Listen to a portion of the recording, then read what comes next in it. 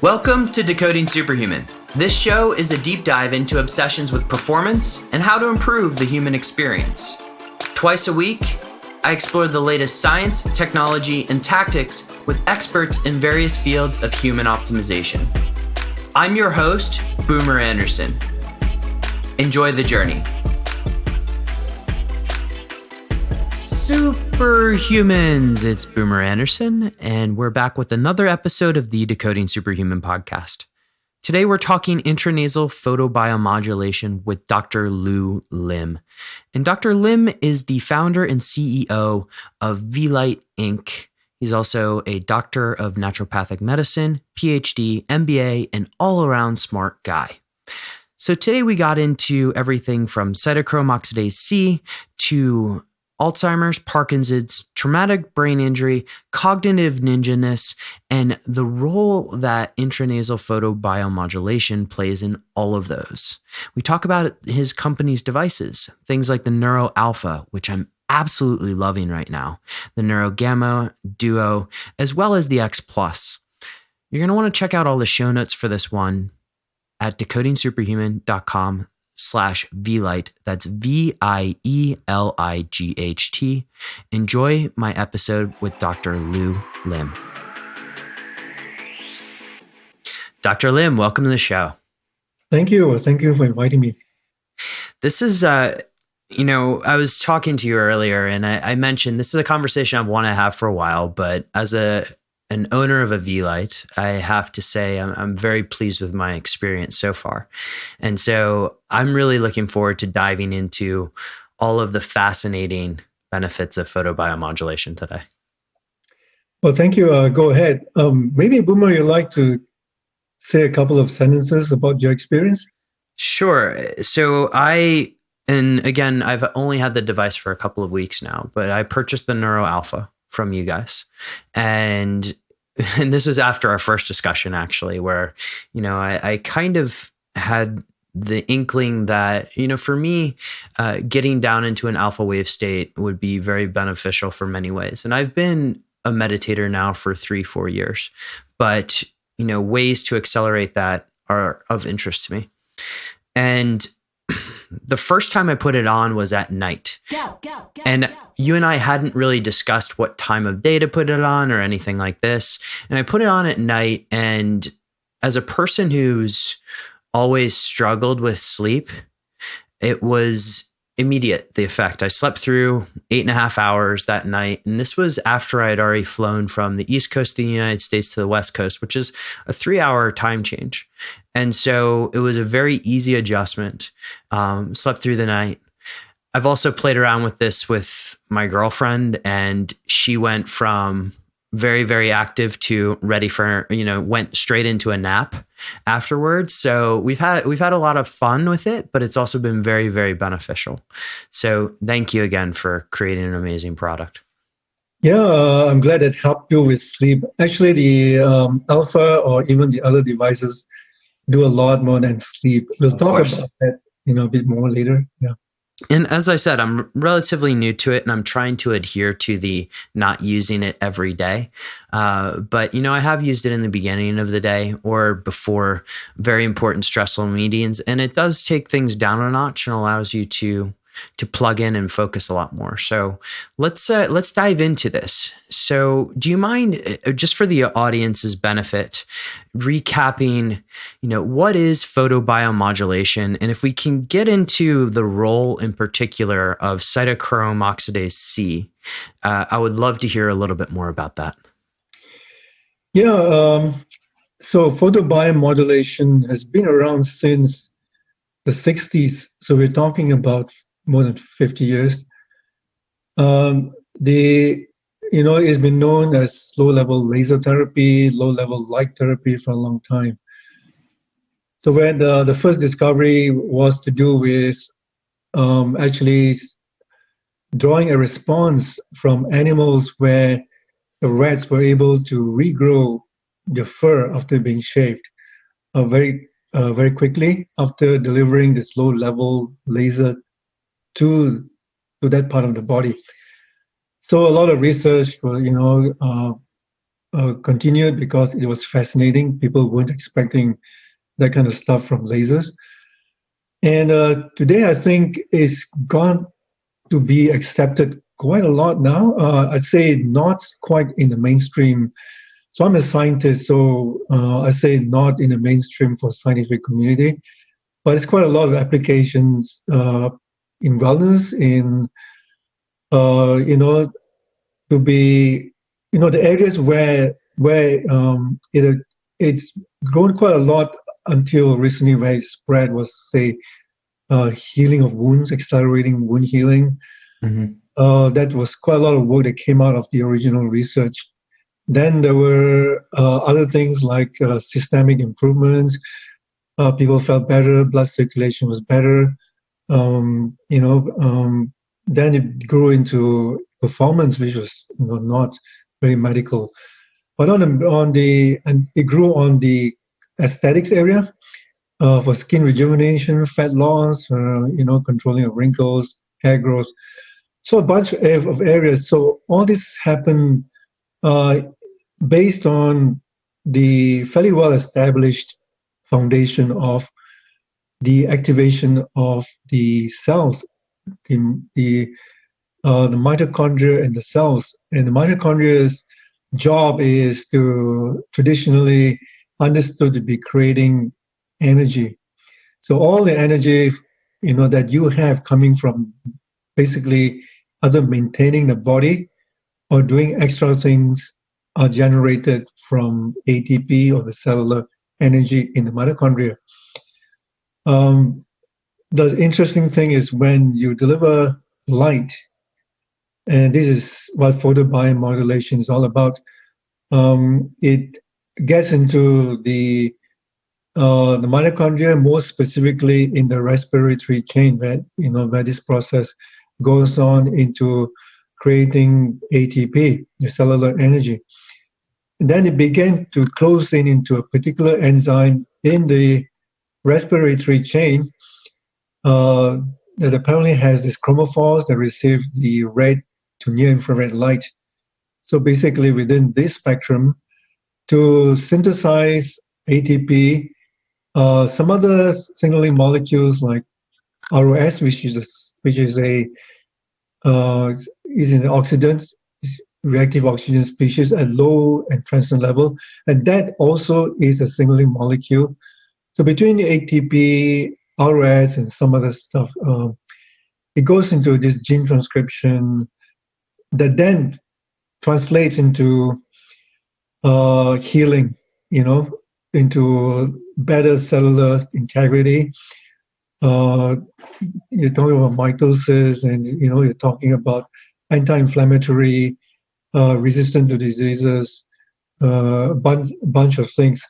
Now, in the meantime, what it is doing is it releases something called nitric oxide. Normally, when the mitochondria is not performing really well, there's some clogging of the of the respiratory chain by nitric oxide. So that gets released back into the body, and then nitric oxide is associated with vasodilatation, which is relaxing your blood vessel walls, and you get, obviously, then when that happens, you get lower viscosity, better circulation, a bunch of things. So that comes down to that. So photobiomodulation is delivering of light into the body or the brain in some way, modulating it and creating good things. So if you don't mind, I want to double click on a couple of things there, because there is an importance here of wavelength, but also the dose of light. And, in some preparation before this, I was reading a little bit about this being sort of the first and second laws of photobiology. Do you mind just going into the importance of wavelength here, but also the dosage? So light is really part of what we call electromagnetic wave, right? And that is, the whole spectrum of electromagnetic wave covers very, very long wavelength, like your FM radio, So long wavelength penetrates walls, it travels distances. So you can imagine it penetrates a lot of things. So very, very short wavelength, high energy. You don't want too much of it because of the energy. You're talking about X-ray, gamma wave.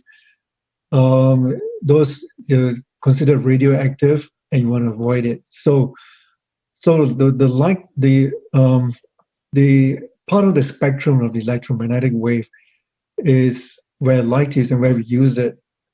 So again, light covers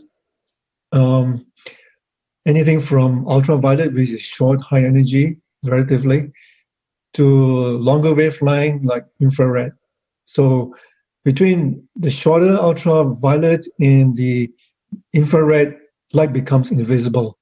So in between, you get visible light, and that is from indigo to blue to green to yellow to red, and then your infrared.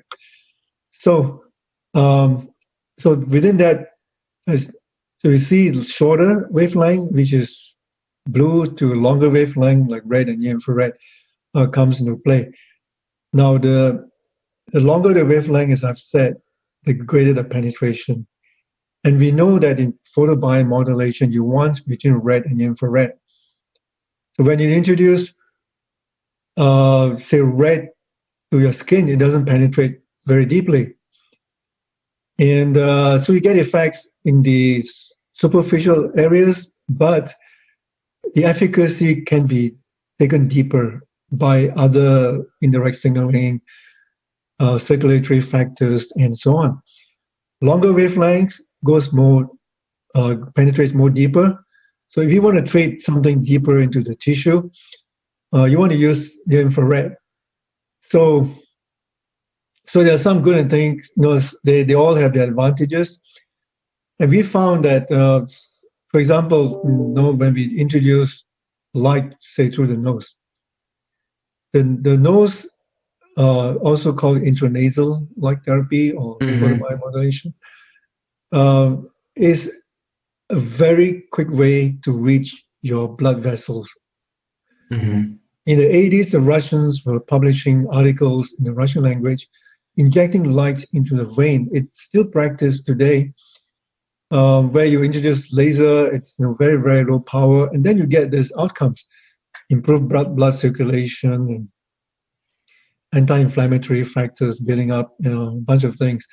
So that is introducing in an invasive manner. Now, if light can penetrate the membrane or your skin, you don't really have to do that. So you introduce the nose because it is very close to a capillary-rich area where there's high density of blood vessels or capillaries, and red can reach that, and then it gets circulated throughout the body because we find a systemic effect from the body. Now, with the longer wavelengths, through the nose, it actually bypasses blood and water and actually reaches deeper and into your brain. So for sure, it reaches the olfactory bulb, which is the areas that processes smell right above the nasal cavity. And that's an important area because that area is actually part of your brain.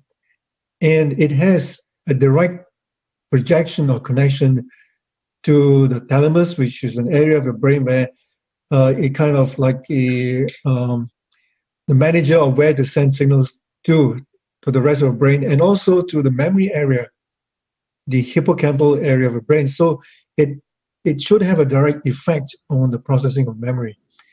And that's how, if you put your skin, it can help with wound healing. It helps with skin rejuvenation. If you add more power, it might go deeper. If you go beyond near infrared to longer wavelength, like far infrared, you will start getting absorption by water. So what happens then is, it's when it gets absorbed by water, it starts agitating the water molecule, and it creates heat. So heat helps. It helps with comfort, and it does have stimulating qualities. Even some healing and so on. But in photobiomodulation, you really don't want to go into the thermal effect of creating heat. Mm-hmm. So you want to avoid that because all you need is just deliver light to the cells, to the mitochondria, for that whole process to take place. So just real quick, because you mentioned intranasal, and you already stole my next question there about why you guys focus, but things like the ears, because there are other products out there that do shine light into the ears. Why doesn't that work quite as effectively? I think it works. We haven't actually studied too much of that because if we can do it through other parts of the head, we felt we didn't need to do it through the ears. But there are people who report, it helps with hearing, and it is not been studied by us anyway. It seems to help with tinnitus, this in the ear. But we also find people reporting good outcomes in the ear, actually even in the eyes through intranasal. We try to avoid the eyes and the ears just because, for one, we found that we don't have to do it, and then secondly, putting directing signals to your eyes and to the ears are distracting. And to the eyes, you got to be really careful, because if you're not careful, there's always the risk of damage, because the eyes are really sensitive. And I try to. There is a group out there who is promoting photobiomodulation for macular degeneration. So it's delivered to the eyes, but it's got to be done by trained doctors who, ophthalmologists who understand the eyes and know how to control the amount of dose.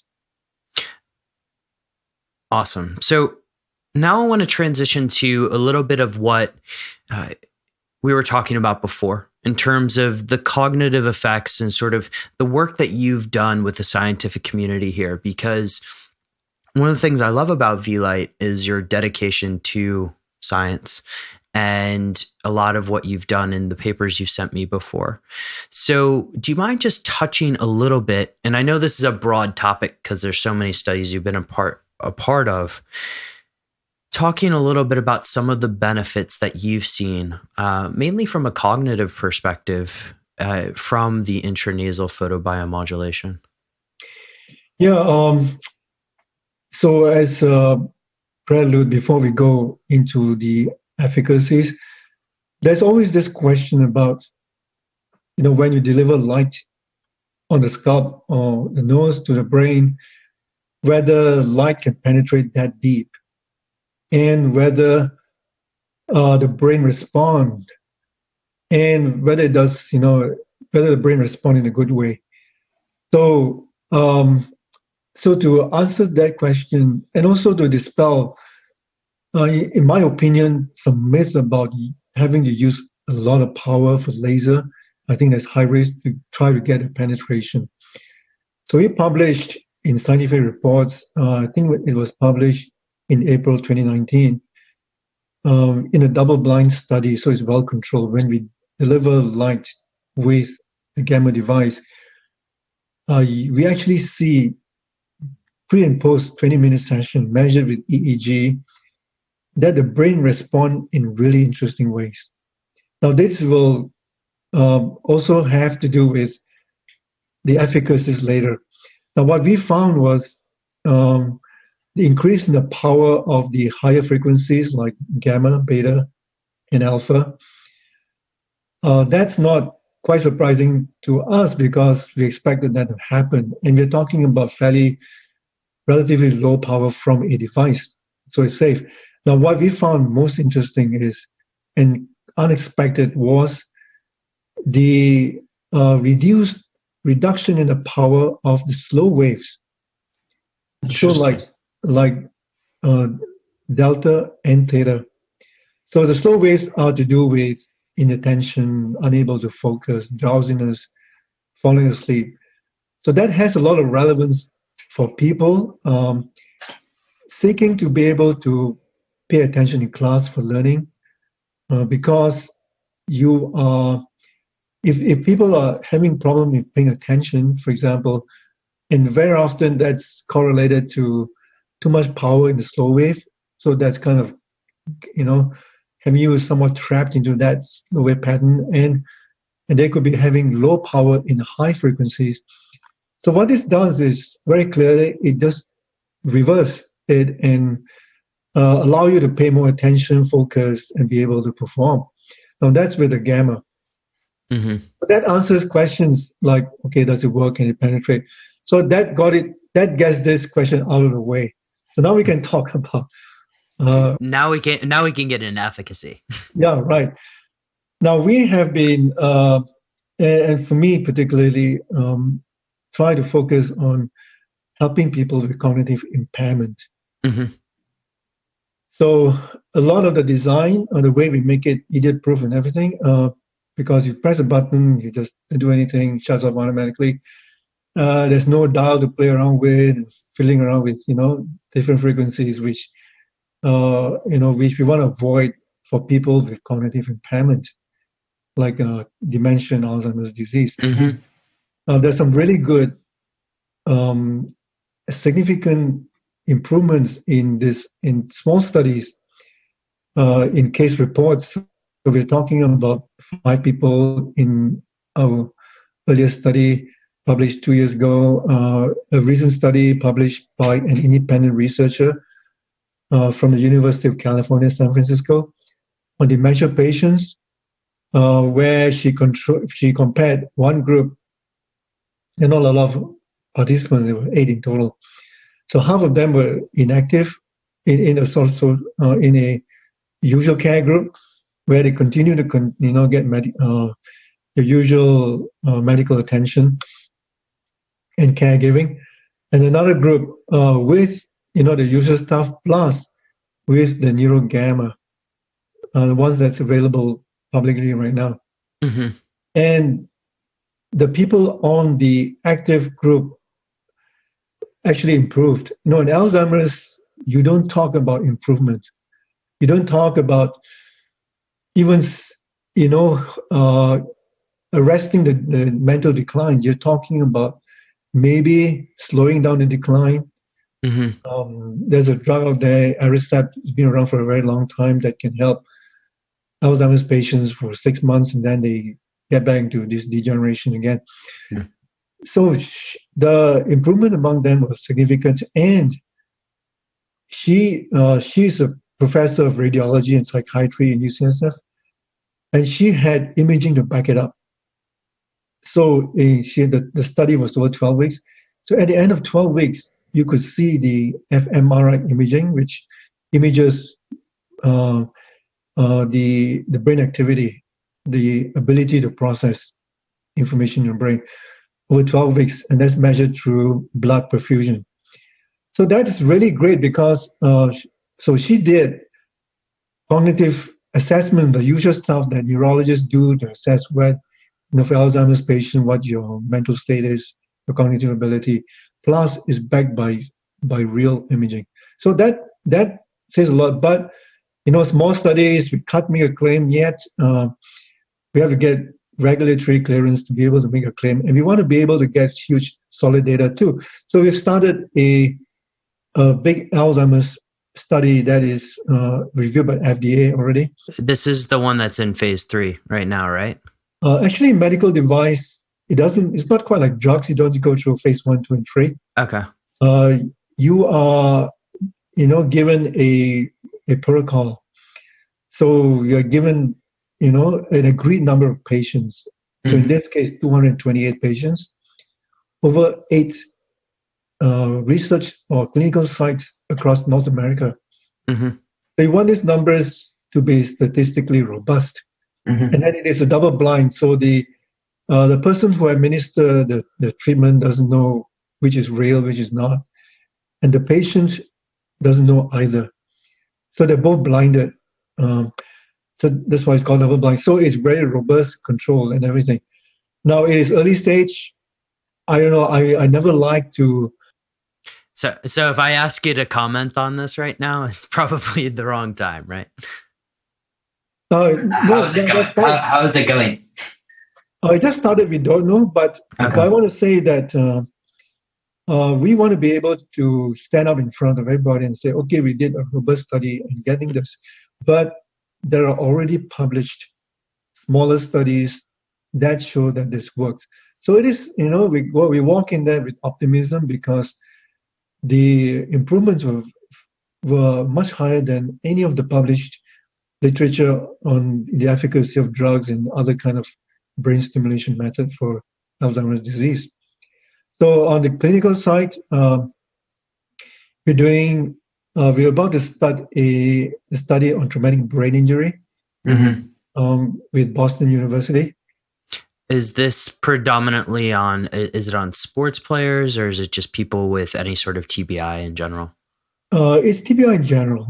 Okay. But I expect that some of the football players are going to be. Let's interrupt our regularly scheduled programming to talk a little bit about a product and company I'm in love with, and that is the V-Lite.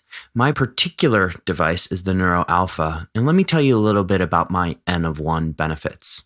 Better sleep, better focus and less anxiety when it comes to things like public speaking, and increased ability to really drop into flow. But you can check out their website, which is full of all kinds of scientific articles and research in this world of intranasal photobiomodulation. And if you want to check out a device, we have a little bit of a coupon code for you. You can use the coupon code SUPERHUMAN to get 10% off your purchase. That's VLIGHT, VIELIGHT.com, and use the code SUPERHUMAN for 10% off. While I'm talking about this, there is a retired football player.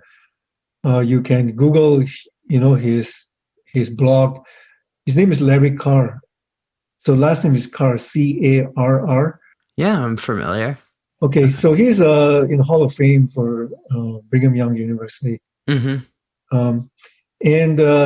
So he's like, he had impairments. He was really in a bad. I think you learn, a lot by just going to Google his name and see what he's going to say. But he recovered and he's normal, and he's going to be helping us to recruit and do some studies on traumatic brain injury as well as performance and see whether we can improve performance because it still has links to coaches and players and so on. So that's Australia is using our device and some other things, but looking at photobiomodulation for Parkinson's disease.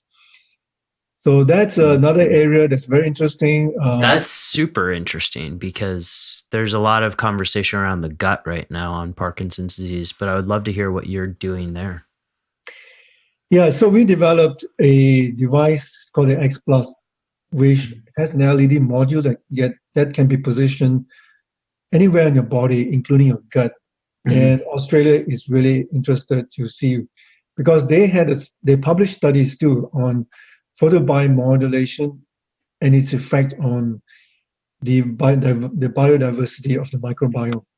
So the more diversity it is, the better it is. They've been publishing animal studies on treating the gut and getting symptoms of Parkinson's improved.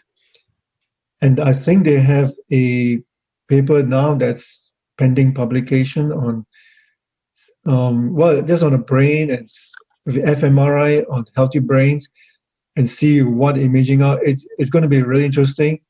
I don't want to preempt what's going to be published, but it makes a lot of sense in why we have seen, again, we haven't done a clinical trial, still waiting with these guys, but people have responded with symptoms of Parkinson's and improving in their movement disorder.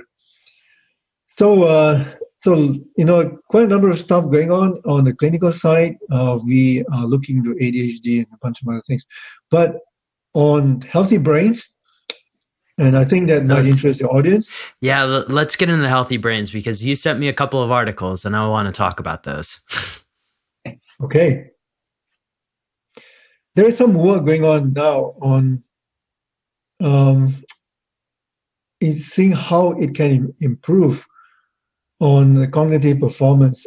And there is a study that it hasn't been published because They want to do a more robust clinical trial, but a couple of single-blind studies with fairly large number of healthy young, many college students, going through the process of a computer, almost like a computer game, where they used it to train uh, soldiers to be able to detect threats and respond to threat. So using the neurogamma, they found that the improvement in processing this versus a placebo was very significant. We're talking about a large effect size of 1.4. Mm-hmm. So we want to see.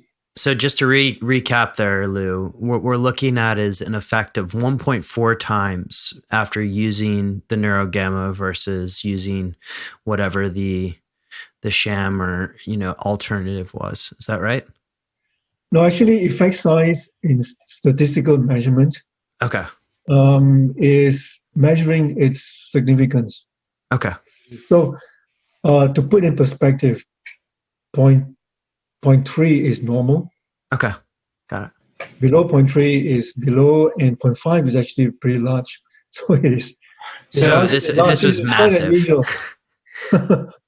And it is very unusual. So, so that's and I can see why that's happening, because now that goes back to what I said earlier about when you induce gamma 40 hertz, you see these changes in alpha beta gamma, Mm-hmm. and actually reducing the power of the slow waves.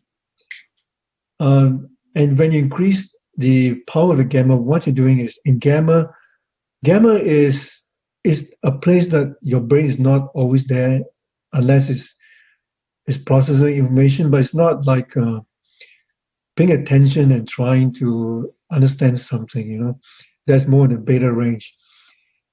But gamma is like you get there and your brain start pulling resources from other parts of the brain and your senses to make it perform better.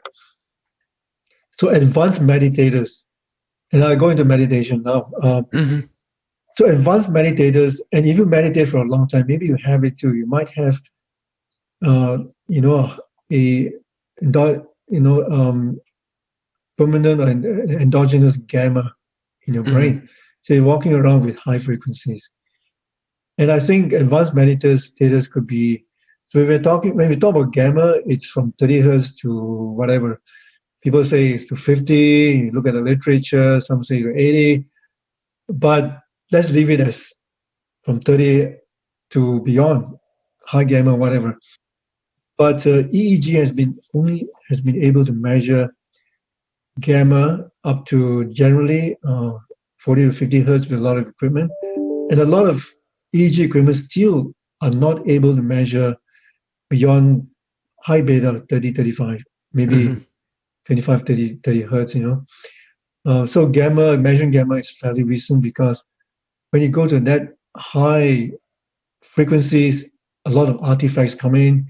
Your body function affects it, the twitching of the muscles, all this stuff get read. So people say, oh, you can't measure gamma because of what's going on. But I think today's software is able to filter out some of that. And if you're really an expert in EEG, you can actually go to the raw EEG data and start cleaning out the data and get what is observed. So the best EEG equipment now goes up around 75 hertz, but you can't measure beyond that. So it is a puzzling thing. But how we are able to find that that high frequency gamma is able to draw a response is from high level meditators, people who have logged in thousands of hours of meditation. Also the gurus, the meditation teachers, with names like Kuladasa and Shinjin Yang, reported to me. They are very high level, and they can report where they're experiencing frequency shift. So an altering of the mental state, an altered state. So we find that when we change the frequency, it's not available publicly yet, is in our research prototype where we can pulse from 0 hertz up to like 10,000 hertz, and we Mm-hmm. can do a screen, and just keep going. And people report getting into that altered state, and depending on you, could be 80, could be 100 hertz, 120, 200, 120 seems to be a common Mm-hmm. frequency. 100, 200 hertz for more advanced, and even beyond. Just a couple of days ago, we had a woman go to 300, but as she goes beyond that, she feels less. Wow. And someone's asking me to do, you know, well, he's tuned up to 1,000 hertz, and that's for him. But he's a very advanced meditator, and he's Mm-hmm. been playing around with the device for a while. So we're going to do a meditation study, um, and the problem is you can't measure people's experience in consciousness. There's no EEG doesn't go beyond it, although we're going to use the EEG to try and understand it. Yeah, it's kind of hard to figure out what that altered state is for certain people, right? Because Yeah, what is you it? You get into, understand you meditate. So if you're advanced, you get into a state, you recognize it. Maybe you're more, begin to shut out what's distraction out there. You're more in tune, kind of like more in a way to the universe, to your body. Um, some kind of feeling, feeling of universal empathy and all the good stuff. So people get there maybe through psychedelics, mm-hmm. um, psilocybin, magic mushroom, or ayahuasca. So we have people who are experienced in psychedelic getting there without using psychedelics. Wow. Wow. Yeah, I mean, this guy, he has used ayahuasca and he went into that state where he experienced the same thing. Mm-hmm. So now he doesn't have to go to Peru to go into this with a nasty side effect. You just saved it. Yeah, exactly. You don't have to go through the vomiting experience, and you can get it in the comfort of your own home. So it's really interesting. I think we haven't done much for novice meditator. I think like the alpha, for a long time meditation is associated with high powered alpha. Some studies in the 90s. You always have data there because you get into a you know, deeper state. Data is present, but I think there's coupling going on now. So for beginners, maybe the alpha, when they try to meditate, gets them there quickly. We haven't done that study yet. Mm-hmm. Just we've been dragged by these advanced meditators to look for more experience. So we get dragged into this really fascinating world of deep meditation. Mm-hmm. So there is this cognition, there's meditation, it's meditation, and we're looking into sports performance too. We have some elite athletes using both the alpha gamma. Just with the alpha seems to draw better response in the field on the courts. Mm-hmm. There is so. I think one day we're going to be able to get people's EEG profile, see what your profile is, see where you're lacking, why, try to get answers to questions like why you're not performing to your potential in the field. Is it Mm-hmm. panic? Is it, stress? What is it? So maybe we can correct that and get with, now that we know the brain respond to near infrared light, Mm-hmm. we can maybe get people's brains sorted out before an event. Maybe it could be public speaking, it could be performance in the field, it could be taking an exam, or it could be just learning disability. Plenty of things we can look at. Absolutely. And I already told you before this, and because I think in a way public speaking is like athletic performance for the mental athlete, I will be guinea pigging this one myself very, very soon. So I'm looking forward to that one as well. If you don't mind, Lou, I want to shift into V-Light itself in terms of the products, because you mentioned the Neuro Alpha and the Neuro Gamma, and I want to just sort of distinguish between those, but also you have the X Plus and a wide suite of products. And it's almost as if sometimes there's a paradox for choice on the website. And I just want to make sure that we can distinguish the benefits of each for people just to make it easy for them to understand. Can we go through that if you don't mind? Yeah. So I'm going to say that we are restricted from what we can say. Okay. That's for regulatory reasons. So I wish I have a handbook and say, okay, you have this, then you can use that. But then it's not fair, because then we're saying things that what we are speculating to be happening, but we haven't done clinical trials, and we don't want to step on the foot of regulators as well. Of course. But the devices out there, and I guess, unfortunately, people may have to do some education. Mm-hmm. There are lots of stuff out in the internet, various frequencies, and there are discussion forums. I don't know what's being said necessarily all over the internet, but I get these reports. Now, so we have a range of products. We started with intranasal. I think we were one of the first in the world with patented that. I explained earlier why we did intranasal. Mm-hmm. Then we found that when you add this delivery on the scalp, actually it improves it further. Now, why do we have modules in certain position? So they're there for a reason. It's not for decorative reasons.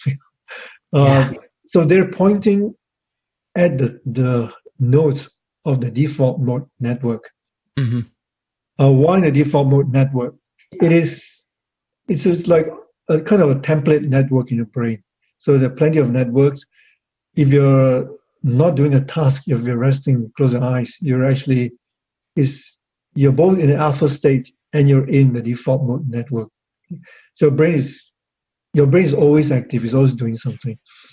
And if you get your default mode network right, it's probably going to influence the other networks get it right as well. Now, I picked a default mode network when I wanted to address Alzheimer's disease, because Alzheimer's, like a bunch of other things, that includes a lot of other disorders. You just name it, it just covers many. But in Parkinson's imaging, the lesions are found in virtually the same spot as the default mode network, the nodes. So if you can try and clear, first of all, if you can strengthen the default mode network, you help people with cognitive impairment. If you can, the right photobiomodulation, the light, the infrared light, to this, the nodes, you are also theoretically helping to clear the lesions that are accumulated in these areas. So it's a double whammy thing.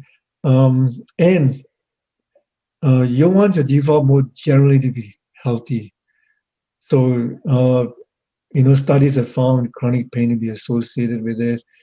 PTSD, stress, this post-traumatic stress disorder, Parkinson's, schizophrenia, so many things. So we don't know what the effect is, but generally we want to get the default mode network well. So that's and getting that well also improves your mental performance too. So that's one aspect of it. The nodes actually point to I mentioned from the olfactory bulb to the hippocampal area. That is also one of the nodes of the default mode network. And it's really hard to reach it from the head, but it does help from the nose.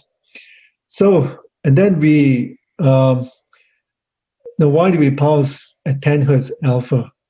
So we started at alpha actually.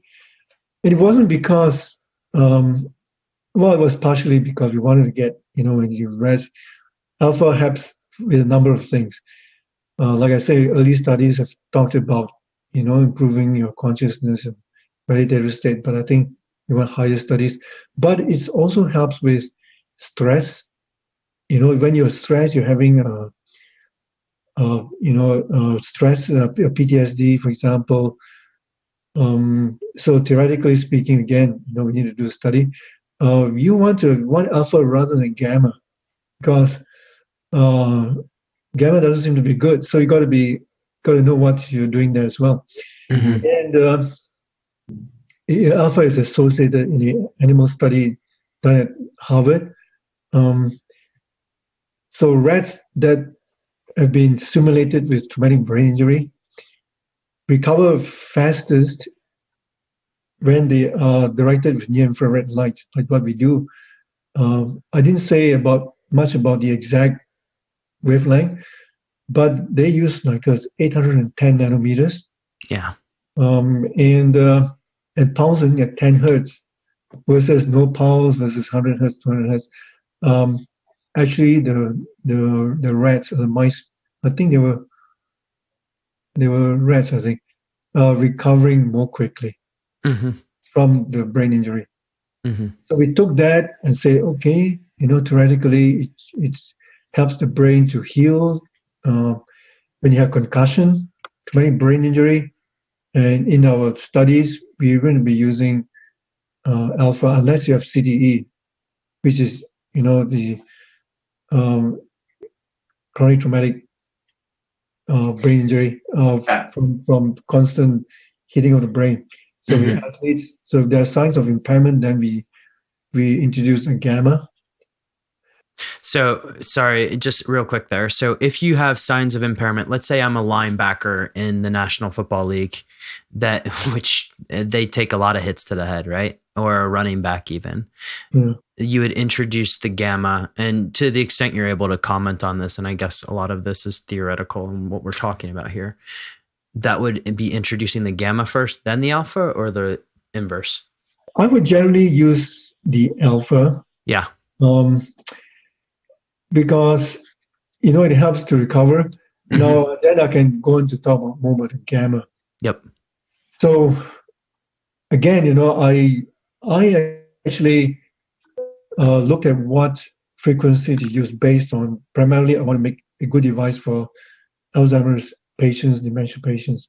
Mm-hmm. Now why do we use the gamma?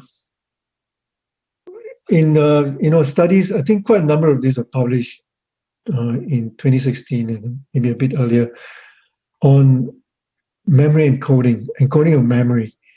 And these studies are saying that when the brain goes through a process of memory encoding, they find that when gamma is also present, a couple of things happen.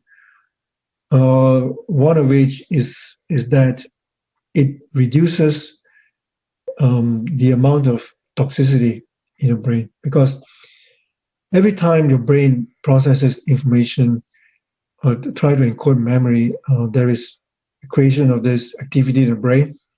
They call it the sharp wave ripples. Mm-hmm. And that excitation can create byproducts in the brain that leads to toxicity. There's deposits that need to be removed. So two things are happening when the gamma is present. One is it seems to reduce the incidence of toxicity and therefore these byproducts. So that's one of it. So it helps with memory encoding better. And then there was a study that was published at the end of 2016 by MIT, looking at animals, I think the mice again, when they pulse light at 40 times a second in a cage where the rats or the mice were in an enclosed environment, this flickering light of 40 hertz, they found that the biomarkers of Alzheimer's, like beta amyloid deposits, mm-hmm. were reduced. So when the mice were exposed once a day for 7 days, after 7 days, for an hour a day, actually the deposits were reduced by more than 50%. So they improved. Wow.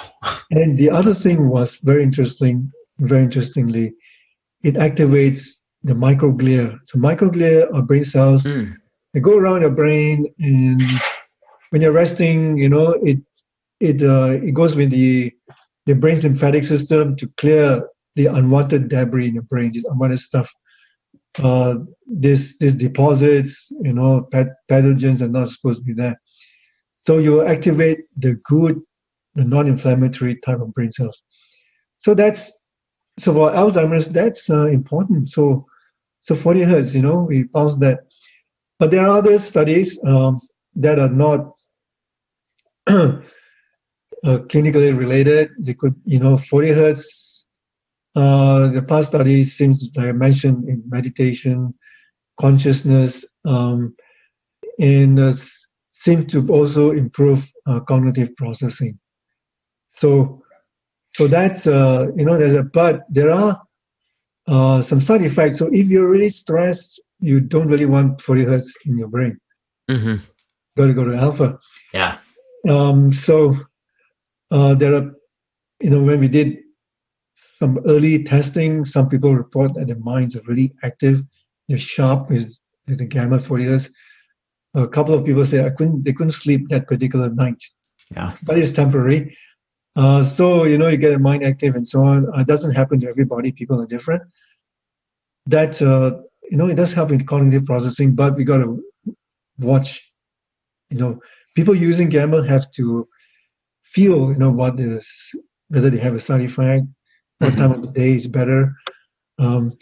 So people like me, I use it anytime I can sleep with a gamma, but some people can't. Yeah.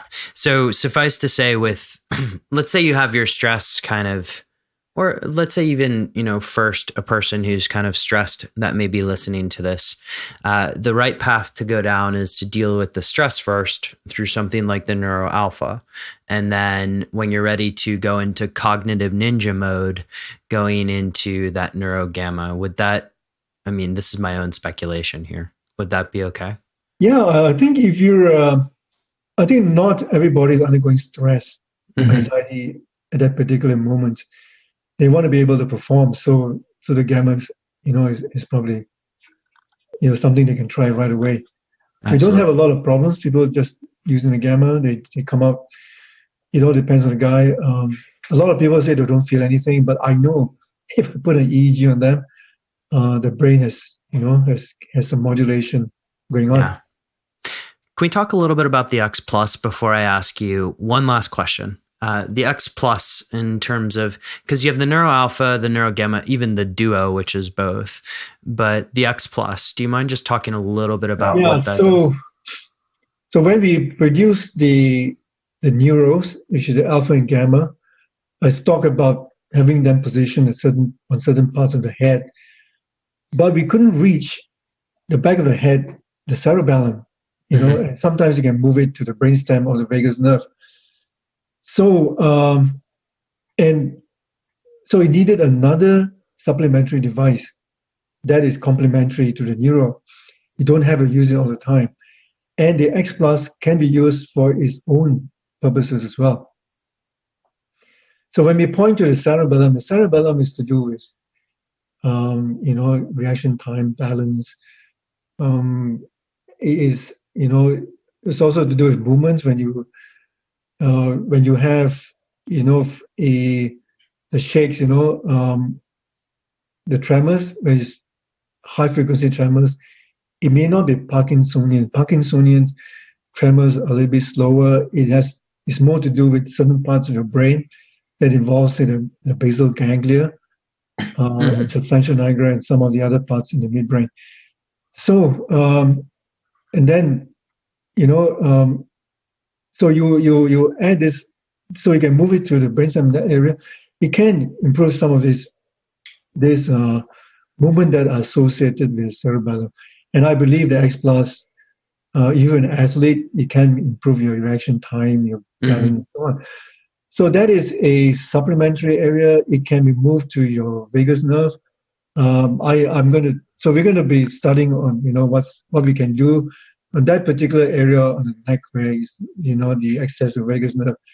I think I'm hypothesizing here. We could go into a study with PTSD using this. You can position it on the thymus gland, which is somewhere in the chest. The thymus gland produces the white blood cells, the T cells. That's why it's called T for thymus. Mm-hmm. That may help with boosting your immune system. Wow. Example, it can be positioned on your gut. Again, theoretically, yet to be proven to help with your microbiome diversity. It seems to work on animals, so we'll see what happens with that. And the X Plus also have a red intranasal rather than an near-infrared intranasal, which is visible red. So when you put that together with neuro, you're having a more holistic, delivery of photobiomodulation to your body, because now you're treating deeper in your brain, and then you're having this red that goes more to your system in general. And the health of your brain also depends on the health of the body. Mm-hmm. So it is kind of holistic. And if the if the budget allows, I think it's really good to have them used together, the Neuros and the X Plus. Wow. Now, I have to ask this question because I've already told you the positive effects that I feel with it in terms of sleep, but also just being able to take it down for a level and focus. And this is just the Neuro Alpha. But in the packaging, you guys say don't use it every day. Why is that? Here's the reason. In photobiomodulation, there is something called the biphasic response. Too little, nothing happens. Too much, you get overstimulation. Mm-hmm.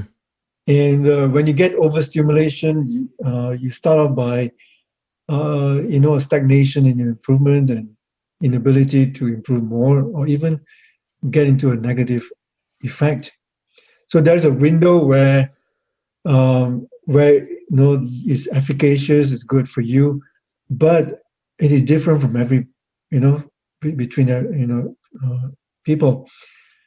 So for some people, maybe they could do it every day and there's no effect. Especially, we recommend every day for 6 days a week, clinical trial for Alzheimer's disease, because they have atrophy in the brain. The brain has shrunk.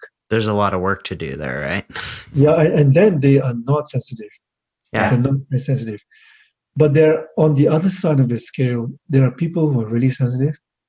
There are some people who have so much ability in a mental state that the moment that you turn on the neuro, it's super uncomfortable. They got to take it off. So some of these are energy medicine workers. They do this, they can, so whether you believe it or not, there are people, I think, who are talented. There are trained Qigong masters. Yeah. Who can do incredible things. But they have such a high level of energy, you can't put a neuro temp. Because I tried. So my first prototype, he's like, I feel this, just with the nasal, I feel this flow of energy. These are very high level Qigong master. He can do, you can Google, and some of these guys can do quite incredible things. Mm-hmm. I had a neuro prototype. The moment I turned on, he removed it from his head. He said, "This is so powerful. I'm using his word here. You can wake a dead person." So, wow. So that is how he described it. So much power. So there are two sides of the scale, and I usually say, with just the nasal, because they're very low power, you can do it every day. Number of people can do it twice a day. The neuro is a more powerful version. Just the nasal part of the neuro is already twice the power of the 810 intranasal unit. Wow. Then you're adding all this other stuff to the brain, then you add this. You may want to add the X Plus. For some people, it's okay. Maybe they can do it, those who have suffered some chronic brain stuff, they have impairment, they may be able to use it once a day, but it's hard to tell without going through more diagnosis with EEG and whatever. I would say for safety reasons, once every 2 days is probably enough for most people. That's good to hear. Although it's funny to hear somebody who has a device that is as powerful as this, or actually it's refreshing to hear. that is as powerful and does have as positive effects as it does on me. I want to be using it every day, but if the idea is continuous improvement rather than stalling out, I guess I want to space it out. Yeah, I can talk a little bit more about that. You can try it every day and just have a good feel. If you so I tell people, if you've used it, for some people who've got some problems that are more chronic, and I sense that they can use it every day. But I tell them, when you feel and you recognize improvements, okay, this is not intuitive. So people feel that improve, they want to use more. Actually, the opposite should happen. When you improve, you use less because it's working on you. Now, this thing about photobiomodulation is when you treat it once, the effect may last from a few hours to several days.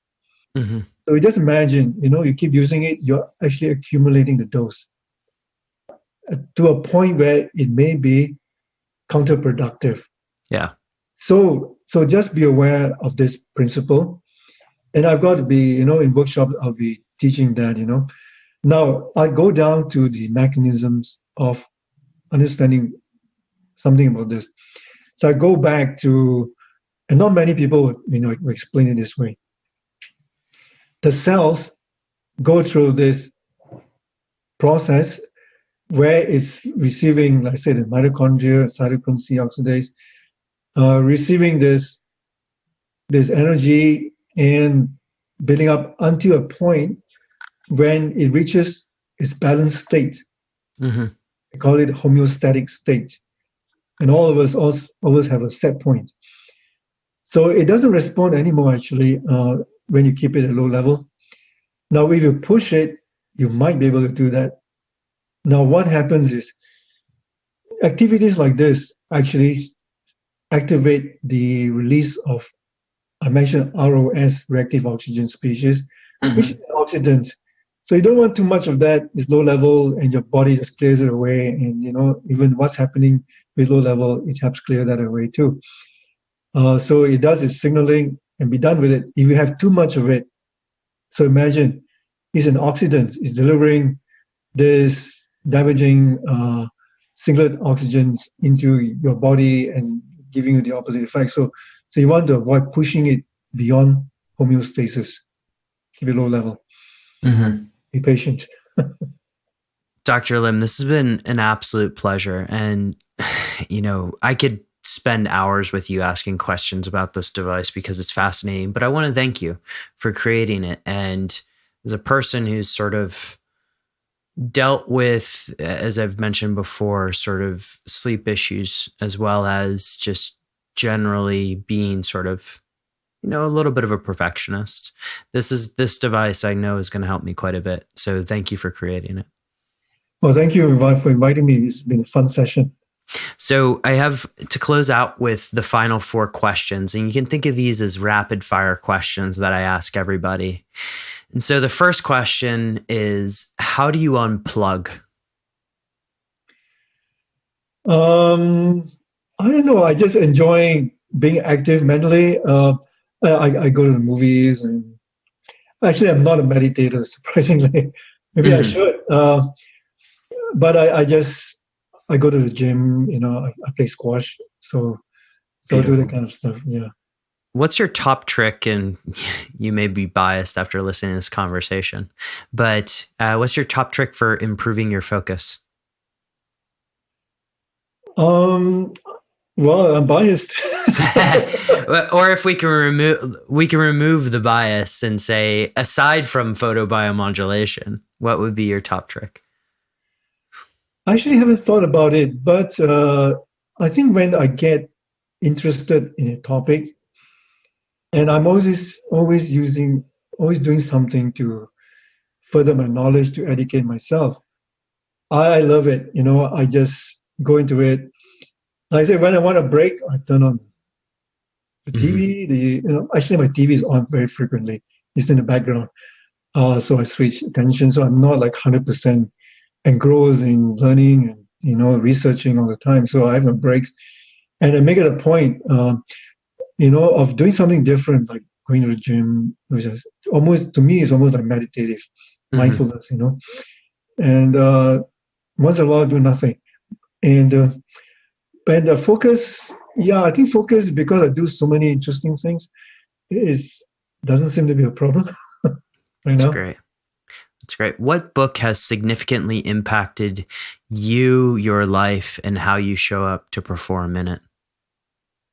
Actually, I don't have a particular book. I read constantly. I read new materials that come out constantly, and when I have an area that I can't find, I just go on Amazon and just order the books. And so I have an array of books.